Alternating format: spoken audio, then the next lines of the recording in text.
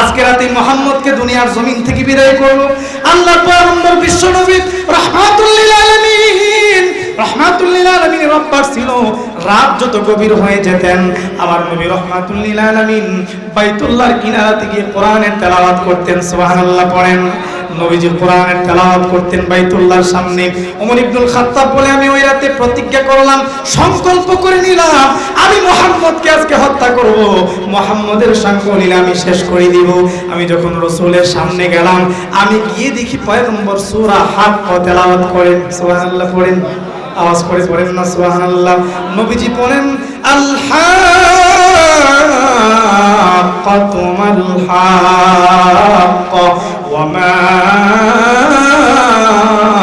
আদরাকা মাল হাক্ক। আল্লাহর পয়গম্বর সূরা হাক্ক তেলাওয়াত করেন। আমার নবীর এত সুন্দর তেলাওয়াত, সাবলীল তেলাওয়াত শোনার পরে হযরত ওমর চিন্তা করে, আব্দুল্লাহর সন্তান মুহাম্মদ, সে তো কোনো শিক্ষকের কাছেও পড়াশোনা করে নাই। সুবহানাল্লাহ। কোন দুনিয়ার কোন শিক্ষক মুহাম্মদকে পড়ায় নাই, এত উচ্চ মাপের সাহিত্যিক কবিতা মুহাম্মদ কিভাবে আবৃত্তি করতেছে, পড়তেছে। আমার মনে হয় মুহাম্মদ বড় মাপের কোনো কবি হবেন। নাউজুবিল্লাহ পড়েন। মুহাম্মদ মনে হয় বড় কোনো কবি হবেন। আল্লাহর পয়গম্বরের ব্যাপারে যখন হযরত ওমর ইবনুল খাত্তাব এই বাজ চিন্তা করলেন, আমার নবী কবি হবেন, আমার আল্লাহ কুদরতি ভাবে আমার নবীর জবান দিয়ে বের করে দিলেন, ওয়ামা হুয়া বিকাউলি শাইর কলিলাম মা তাযাক্কারুন। আল্লাহর নবী তখন হযরত ওমরের জবাবে বলতেছেন, আমি মুহাম্মদ যে কোরআন পড়ে আল্লাহ আমার উপর যে কোরআন পাঠিয়েছেন, এটা কোনো কবির কবিতা না। সুবহানাল্লাহ বলেন, আওয়াজ করে বলেন না সুবহানাল্লাহ। আমার তেলাওয়াত কি তো কোরআন কোনো কবির কবিতা না। ওমর তো আরো আশ্চর্য হয়ে গেলেন। ওমর চিন্তা করলেন, মুহাম্মদকে তো এতদিন আমরা শুনেছি মুহাম্মদ নাকি মানুষকে জাদু করতে পারে। আমি মনে মনে একটা কথা বললাম, মুহাম্মদ কিভাবে এটা শুনে ফেললো, বুঝে ফেললো? তাহলে মনের কথা যে শুনে সমাজে আমরা তাকে কি বলি? যে জেনে ফেলে তাকে গণক বলে আমাদের সমাজে, ঠিক কিনা বলেন? আমাদের সমাজে গণক আছে না নাই? ভবিষ্যৎ গণনা করে হাত দেখে, হাতের রেখা দেখে ভবিষ্যৎ গণনা করে। এই ধরনের ভণ্ড বাটপার আছে না নাই? এগুলোর সাথে ইসলামের কোনো সম্পর্ক আছে? কোনো সম্পর্ক নাই। এই ধরনের গণক যারা ভবিষ্যৎ গণনা করতে আসে, আপনি নিজে তার হাতটা দেখে বলবেন তোর ভবিষ্যতে কি আছে, বইলা যা আছে, ঠিক কিনা? কোন গণক, এই শায়ের কাহিনী, এগুলোর সাথে ইসলামের কোনো সম্পর্ক নাই। আল্লাহ পয়গম্বর তেলাওয়াত করতেছেন কোরআন। এটা এমন একটা কোরআন, দুনিয়ার কোনো কবির লেখা কবিতার কোরআন না। সুবহানাল্লাহ বলেন। এবার হযরতে ওমর চিন্তা করলেন, মুহাম্মদ যেহেতু আমার মনের কথা জেনে ফেলেছে, মুহাম্মদ মনে হয় বড় কোনো গণক হবে। নাউজুবিল্লাহ পড়েন। আরে মুসলমান, তখনই আমার নবীর জবান থেকে বেরিয়ে গেছে, ওয়ালা বিকাউলি কাহিন। মুহাম্মদ যে কোরআন তেলাওয়াত করে, মুহাম্মদের উপর আল্লাহ যে কোরআন নাজিল করেছেন, এটা কোনো গণকের লেখা কিতাব না। সুবহানাল্লাহ কোন। আবার হযরত ওমর চিন্তা করে, হায়রে, আমি এতদিন শুনেছি মুহাম্মদের জবানে নাকি জাদু আছে, মুহাম্মদের কথা শুনলে নাকি ধর্মান্তরিত হয়ে যায় মানুষ। আমি তো ওমর আসছিলাম আজকে মুহাম্মদকে হত্যা করার জন্য, কিন্তু আমার যে অবস্থা, আরেকটু থাকলে আমিও তার ধর্মের অনুসারী হয়ে যাব। সুবহানাল্লাহ। ওই দিন হযরত ওমর ইবনুল খাত্তাব রাদিয়াল্লাহু তাআলা আনহু টিকতে পারলেন না, বাড়িতে চলে গেলেন। আমার নবী তেলাওয়াত করে বাড়িতে চলে গেলেন। কয়েকদিন পরেই মক্কাতে ঘোষণা হয়ে গেছে, আব্দুল্লাহর সন্তান মুহাম্মদের কল্লা যে আনতে পারবে তাকে 100 লাল উট দেওয়া হবে উপহার হিসাবে। হযরত ওমর ইবনুল খাত্তাব দাঁড়িয়ে গেলেন, বললেন, আমি মুহাম্মদের কল্লা নিয়ে হাজির হয়ে যাব। আল্লাহর নবীর কল্লা আনার জন্য খোলা তরবারি হাতে নিয়ে দৌড়াইতেছে, চেহারা লাল বর্ণ হয়ে আছে, চোখগুলো লাল লাল। নবীজিকে হত্যা করার জন্য দৌড়ায়। রাস্তার মাঝে হযরত ওমরের এক বন্ধুর সঙ্গে সাক্ষাৎ হয়ে গেছে।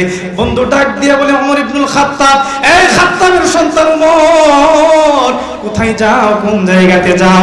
হযরত ওমর বলেন, আজকে যাচ্ছি আব্দুল্লাহর সন্তান মুহাম্মদের কল্যাণের জন্য। কারণ মুহাম্মদ আমাদের ধর্মের বিরুদ্ধে কথা কয়, আমাদের দ্বীনের বিরুদ্ধে কথা কয়, আমাদের মক্কা মদিনার মানুষগুলোকে সে ধর্মান্তরিত করতেছে। এবার হযরত ওমর ইবনুল খাত্তাবের বন্ধু ডাক দিয়া বলেন, ওমর রে, মুহাম্মদের কল্লা আনার আগে তোমার নিজের ঘর আগে সামলাও। সুবহানাল্লাহ বলেন। আর একটু আওয়াজ করে পড়েন না সুবহানাল্লাহ। হযরত ওমর বলেন, কি হয়েছে? আবার কি সমস্যা? হযরত ওমরকে বন্ধু বলেন, ওমর তুমি যে মুহাম্মদের কল্যাণ আনতে যাচ্ছ, ওই মুহাম্মদের ধর্মের কালেমা পড়ে তোমার বোন মুসলমান হয়ে গেছে। আল্লাহু আকবার, একটু জোরে পড়েন না। হযরত ওমরের মেজাজ তো গরম হয়ে গেছে, এবার রাস্তা পরিবর্তন করে বোনের বাড়ির দিকে রওনা হয়ে গেছে। বোনের বাড়ির দিকে রওনা হয়ে দরজার সামনে দাঁড়ায় দাঁড়ায় দেখেন বোন কি যেন গুনগুন করে তেলাওয়াত করে শোনাই। সুবহানাল্লাহ কোন ঘরের ভেতরে বোনও তেলাওয়াত করে, ভগ্নিপতিও তেলাওয়াত করে। হযরত ওমর ইবনুল খাত্তাব রাদিয়াল্লাহু তাআলা আনহু টক টক করে দরজার মাঝে আওয়াজ দিলেন। কয়েকটা আওয়াজ দেওয়ার পরেও দরজা খুলেন না। রাগ করে দরজাটাকে যখন ধমক দিলেন, দরজা খোলার পরে দেখেন বোন নিজের চেহারার মাঝে চেহারাটাকে সুন্দর করে হিজাব দিয়ে ঢাকা। আবার বোন কোরআনটাকে লুকিয়ে ফেললেন। বোনকে দেখে ওমর বলেন, আরে বোন আমার, আমি শুনেছি তুমি নাকি মুহাম্মদের ধর্ম গ্রহণ করেছো। বোন বলেন, তুমি যা শুনেছো সত্যই শুনেছো। আবার বোনকে নির্যাতন করতে লাগলেন, ভগ্নিপতিকে নির্যাতন করতে করতে রক্তাক্ত করে জমিনে শোয়াই দিলেন। আরে মুসলমান, কোরআন কিভাবে অন্ধকার থেকে মানুষকে আলোর দিশা দিয়ে দেখেন। ওমর ইবনুল খাত্তাব নির্যাতন করেন, বোনকে বলেন, বোন রে, এই মুহাম্মদের কল্যাণের জন্য আমি ঘর থেকে বের হয়েছি, তার কল্যাণ আনতে পারলে 100 লাল উট পাবো আমি। কি করলাম? তুমি কেন মুহাম্মদের ধর্ম গ্রহণ করলাম? এই কথা বলে নির্যাতন করে আর মারতেছে। বোন এবার হাসে আর বলে, ভাই আমার, আমি এমন একজন আল্লাহর উপর ঈমান এনেছি, এমন একটা কোরআনের উপর ঈমান এনেছি, এমন একজন নবীর উপর ঈমান এনেছি। কোরআনের তেলাওয়াত করলে, আল্লাহর জিকির করলে আমার ঈমান বাড়ে। সুবহানাল্লাহ পড়েন। ভাইকে বলতেছেন, ভাই আমার, নির্যাতন করতে করতে আমাকে যদি তুমি হত্যাও করে দাও, বোন হারিয়ে ফেলবা, ভাই বোনের সম্পর্ক বিচ্ছিন্ন হয়ে যাবে, কিন্তু আমার দিল থেকে আল্লাহ আর নবীর মহব্বত কমাতে পারবা না। আওয়াজ করে পড়েন না সুবহানাল্লাহ। এভাবে যখন বারে বারে বোনকে নির্যাতন করে, বোন সে কালেমা ছাড়ে না, কালেমা ছাড়ে না। বোন বলতেছে, ভাই আমার হত্যা করে দাও। মুসলমান যদি কোরআনের জন্য জীবন দিয়ে দেয়, শহীদ হয়ে যায়, আল্লাহর জন্য যদি তারা জীবন দিয়ে দেয়, তাদেরকে মৃত বলা যায় না, তারা আল্লাহর জান্নাতে পাখি হয়ে জীবিত থাকে। সুবহানাল্লাহ।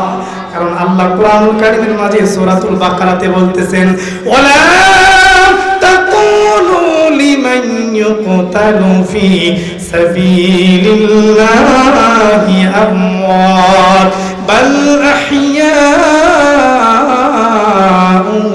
ওয়ালাকিন লা তাশউরুন। জোরে বলুন আল্লাহু আকবার। আল্লাহ বলতেছেন, যারা নাকি আল্লাহর জন্য জীবন দেয়, আল্লাহর জন্য, কোরআনের জন্য, ইসলামের জন্য, নবীর ইজ্জতের জন্য যারা নিজের জীবন আল্লাহর রাস্তায় বিলিয়ে দেয়, তাদেরকে মৃত বলা যায় না, তারা আমার আল্লাহ রাব্বুল আলামিনের জান্নাতে জীবিত। সুবহানাল্লাহ পড়েন। বলতেছেন, ভাই আমার, মৃত্যুবরণ করলো, আমার কোনো আফসোস নাই, কারণ একটু পরেই জান্নাতে আল্লাহ আমাকে জীবিত করবেন। আল্লাহু আকবার বলেন। আওয়াজ করে পড়েন না আল্লাহু আকবার। এ মুসলমান ইমানদার, কোন অবস্থাতে যখন বোনের ঈমানকে নড়াতে পারে না, আবার হযরত ওমরের দিলটা আস্তে আস্তে নরম হতে শুরু করলেন। ওমর বলেন, বোন আমার, এত নির্যাতন করলাম, রক্তাক্ত করে দিলাম, আর একটু নির্যাতন করলে মারাই যাইবা, তারপরে কোরআন ছাড়ো না, ঈমান ছাড়ো না। কেন ঈমান ছাড়ো না রে? এ বোন আমার, আমি দরজার বাইরে থাকার পরে আমি শুনেছি ঘরের মাঝে তুমি কি যেন গুনগুন করে তেলাওয়াত করো রে বোন। আরে বোন আমার, একটু তেলাওয়াত করে আমাকে শোনাও না। সুবহানাল্লাহ কোন আওয়াজ করে কোন সুবহানাল্লাহ। এবার বোন ডাক দিয়া বলেন, আল্লাহ, মনে হয় আমার ভাইয়ের দিল একটু নরম হয়ে গেছে। বোন এবার হযরত ওমর ইবনুল খাত্তাবকে ডাক দিয়ে বলেন, ভাই রে, আল্লাহর কোরআন হচ্ছে এমন একটা কোরআন, এটা মানব রচিত কোনো গ্রন্থ না। এই কোরআনকে নাপাক শরীরে ধরা যাবে না, স্পর্শ করা যাবে না। এই কোরআনকে ধরতে হলে পবিত্র হওয়া লাগবে, ওযু করা লাগবে। হযরত ওমর বলেন, বোন রে, আমি তো ওযু করতে জানি না, পবিত্র হতে জানি না। বোন এবার হযরত ওমরকে পবিত্র করালেন, ওযু করালেন, কোরআনটা হযরত ওমরের হাতে দিলেন। হযরত ওমর বলেন, বোন রে, কোরআন তো আমি পড়তে পারি না, তেলাওয়াত করতে পারি না, একটু তেলাওয়াত করে আমাকে শোনাও না। এবার বোন সূরা তাহা তেলাওয়াত করতে লাগলেন। আউযু বিল্লাহি মিনাশ শাইতানির রাজীম, বিসমিল্লাহির রাহমানির রহিম, তাহা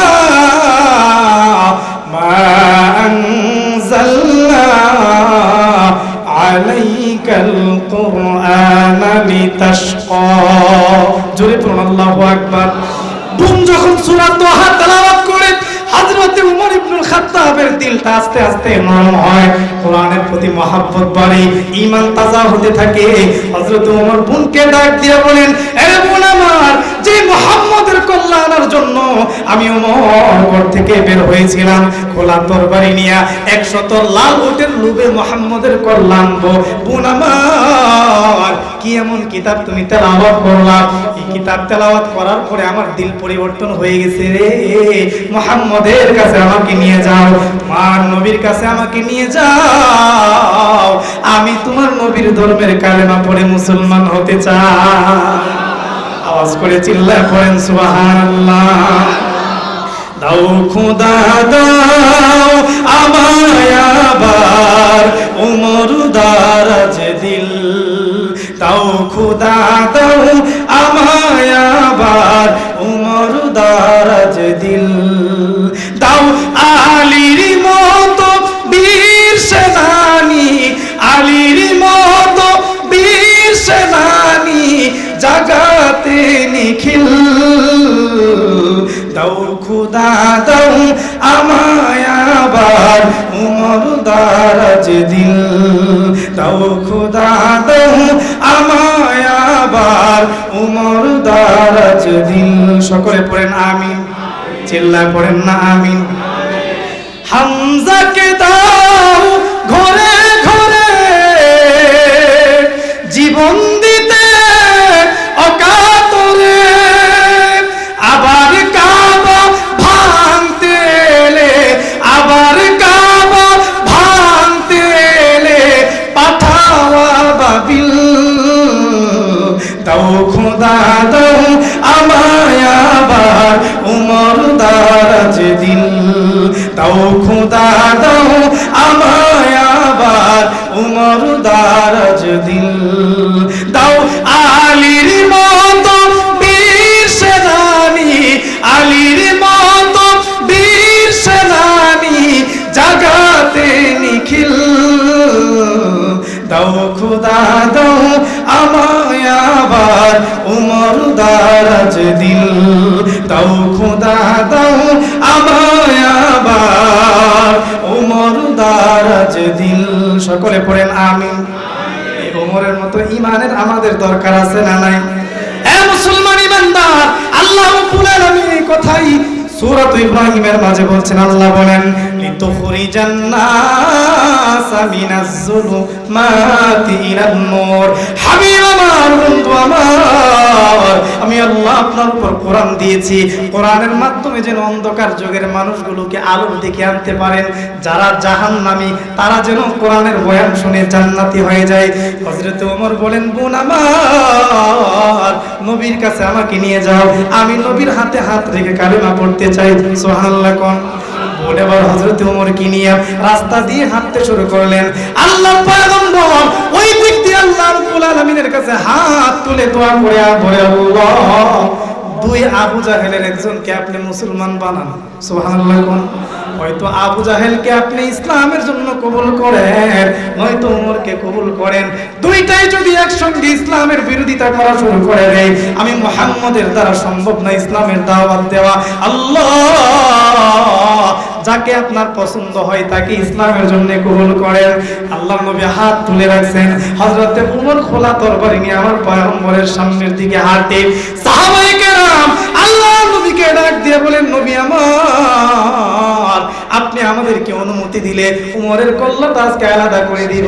ওমর আজকে আসতেছে আপনাকে হত্যা করার জন্য।